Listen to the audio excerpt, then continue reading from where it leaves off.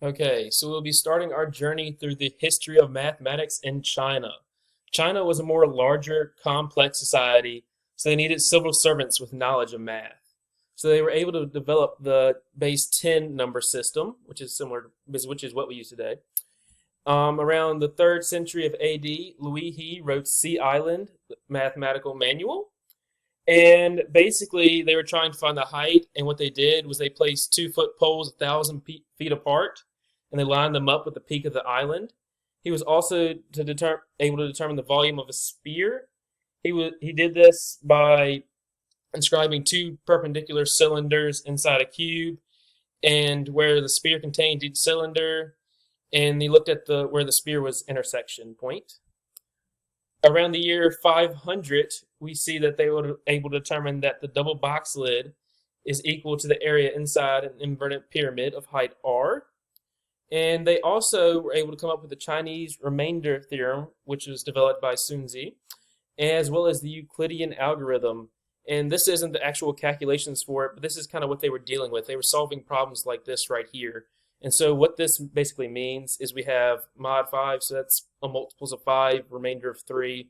So whatever x value this is, it's going to be a multiple of 5, and it's going to have a remainder of 3. And they were able to develop unique ways to solve these kind of problems through the Chinese remainder theorem and Euclidean algorithm.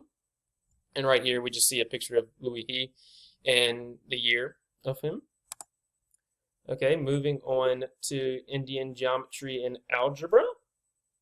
Okay. So, a lot of Indian mathematics was inspired by China. We start here, let's see, they began with a ciphered system. It was 1 through 9 and 10 through 90. By the year 600, they simplified it to just 10 through 90. And by 683, they developed a more modern number system, which included 0. They were also, around the year 600s, developed rules for calculating positive and negative fractions. And they were able to determine the implied value for pi came from squaring the circle, and they developed a very precise number, although it wasn't very accurate to what pi is, which is 3.14. They were a little bit off. They were also able to come up with the Pell equation, which you see right here, and Brahmagupta was able to use the Euclidean algorithm with substitution, which kind of developed a new strategy for dealing with modules. And right here we just see a picture of Brahmagupta and the year he was born and died. Okay, so we'll go ahead and move on to Indian trigonometry. Around the 9th century, they discovered the combinations formula. This isn't the formula we see today. This is an older version of it, but it helped further them to what we see today. We also have the Indian trigonometry, which used half chords. And we talk about chords to just kind of give you an understanding. This line right here would be our chord, and like this is our arc. So that's what we're referring to when we talk about chords. We also have a way to develop an approximation for the sine value, and as well as a power series approximation for sine, which appeared in 1530. And that's about it for Indian trigonometry. Indians shared a lot of their ideas with the Greeks, the Chinese, the Muslims, and they gave an improved decimal system to the Islamic and Western world. Okay, now we're moving on to the birth of algebra, or more commonly referred to today as algebra. So the rise of the Islamic nation kind of started around Muhammad. He was born in 570 AD, and that kind of led to their expansion towards the Western world. Okay, we see here Al-Sawal.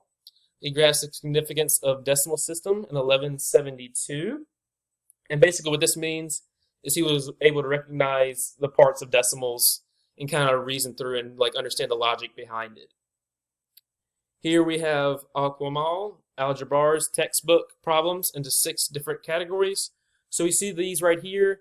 And today this might seem a little redundant and just think, wow, they could have just simplified it into less different equations. Why did they have to keep on rewriting it in different forms? Well, they didn't have a great understanding of negative numbers. So that's why they had to write it out into multiple forms, which it's interesting, but it wouldn't be super useful today. It's more redundant today is how we would view it. Okay. We also have Abu Kamal. When you think of him, you think of geometric figures. He proved algebraic results using them. We also have al-Samal and polynomials. He was able to discover the negative coefficient and the law of exponents with polynomials being multiplied together. And we also have the sum of powers and mathematical induction here as well. Okay, so we're going to move on. Okay, now we move on to Islamic and cubic equations. We see here they use this using conics, and I have a picture over here. So we have a parabola, and we looked at the point of intersection. This is just kind of a visual aid to help you understand when we're talking about conics, what they were doing. Okay, and they were also able to develop conditions for solutions to exist, and they had different formulas for it as well. Okay, Albanar, from 1256 to 1321, he developed the more modern combination formula we see today. This is very useful for developing different possible combinations that we can come up with when order necessarily doesn't matter. Around the year 900, Al-Battani introduced the cosine, and then we have more trigonometric functions introduced a little bit later, such as the tangent, cotangent, secant, and cosecant. Okay, now we're moving on to the math of the Middle Ages. And this was a rather rough time historically, but we were still able to come up with a few mathematical advances, such as Euclid's Elements, which was available in Latin by the 12th century. We also have Abraham Barhi, which was he lived from 1070 to 1136. He proved the area of a circle using indivisibles and derived the first Western chord chart, which you see over here. So this column right here is the chord, this is the part, and we have minutes and seconds. We also have Abraham ibn Ezra, which was from 1090 to 1167. He used combinatorial with the planets. And then as well as we have Levi ben Gershon, and he used inductive proofs for combinatorial formula. And he was from 1288 to 1344.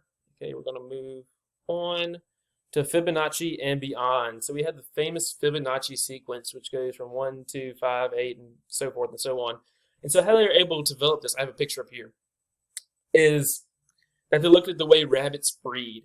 And so basically you have the old rabbits mating with each other and producing new rabbits. And then that cycle kind of goes on. That's kind of the diagram he used, in a sense, for determining the Fibonacci sequence. And it was kind of a little inventive way of thinking about it. And he was also able to tell that if you look at this sequence, what it converges to is x over n divided by x to the nth plus 1. We also have Jordanus de Nemours. He lived in Paris around 1220 and worked with symbols. And we also have William Hetsbury. He proved the speed rule, which deals with acceleration and distance covered and final velocity. And I believe that's going to sum up our view of the Middle Ages. And I think next we will cover the Renaissance. Thank you.